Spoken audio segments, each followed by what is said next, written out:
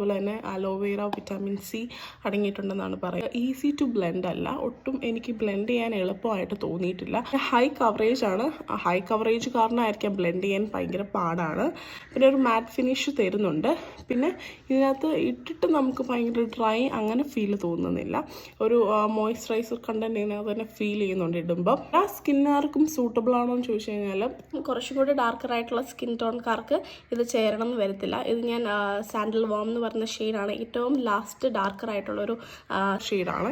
White cast തരുന്നുണ്ട്, പക്ഷെ അത് കുഴപ്പമില്ല. ബ്ലെൻഡ് ചെയ്യുന്ന ഓക്സിഡൈസ് ആകുമ്പോൾ തന്നെ കുറയുമെന്ന് തോന്നുന്നു. ഇപ്പം തന്നെ കുറച്ചും കൂടെ ആദ്യം ഇട്ടതിനേക്കാളും കുറച്ചും കൂടെ ഓക്സിഡൈസ് ആയിട്ടുണ്ട്. ഇത് എന്നെക്കാളും കുറച്ചുകൂടെ ഡാർക്ക് ആയിട്ടുള്ള ആൾക്കാർക്ക് ഞാൻ ഒട്ടും റെക്കമെൻഡ് ചെയ്യത്തില്ല. എന്നെക്കാളും കുറച്ചും കൂടെ ലൈറ്റർ ഫെയർ സ്കിൻ ടോണുകാർക്കേ പിന്നെ ഇത് ആവത്തുള്ളൂ. പിന്നെ ബ്ലെൻഡ് ചെയ്യാൻ കുറച്ച് പാടുണ്ട്, പിന്നെ ഹൈ കവറേജ് ഉണ്ട് കേട്ടോ. ഇത്രയും കാര്യങ്ങളാണ് എനിക്ക് ഈ ഒരു ഫൗണ്ടേഷൻ യൂസ് ചെയ്തിട്ട് തോന്നിയിട്ടുള്ളത്. അപ്പം നിങ്ങൾക്ക് എങ്ങനെയാണെന്നുള്ളത് നിങ്ങളും കൂടെ കമൻറ്റ് ചെയ്യുക. Okay, by.